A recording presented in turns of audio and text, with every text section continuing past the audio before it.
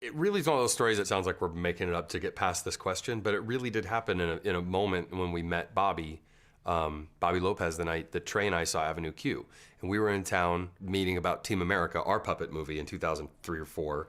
And Scott Rudin told us, you know, there's this puppet thing on Broadway. So we went and saw it that night. Halfway through, after the first act, we were like, wow, this is actually really good. And Matt doesn't want to leave. That's amazing, you know? So we started really looking through the playbill then, and in the playbill, we saw special thanks to us. So it was very bizarre, because we're like, wait a minute, what? And we didn't even know these guys at all. Bobby had thanked us by name, because I think he had seen the South Park movie and took it as a big inspiration. So we're like, well, that's weird. After the South Park movie came out, the idea came to me for Avenue Q. I saw that movie, I remember that summer of '99, and I just thought, oh my God, this is, this is exactly what I want to be doing. Cut to 4 years later, the show was open on Broadway.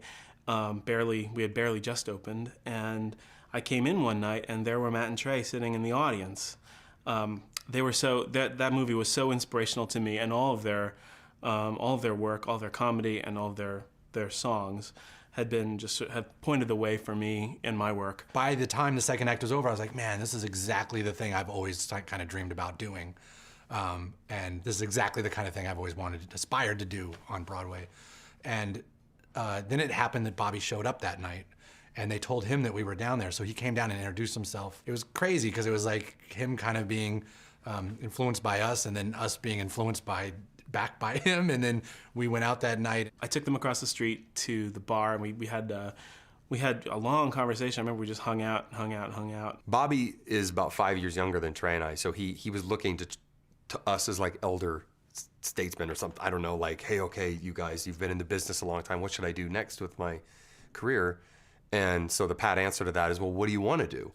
And he said, I want to do something about Joseph Smith or the Mormons. And we were like, what?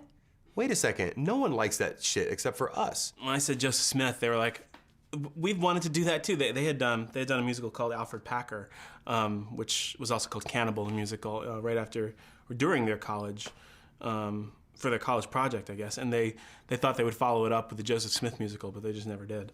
But they had it on their docket to do some kind of Joseph Smith musical.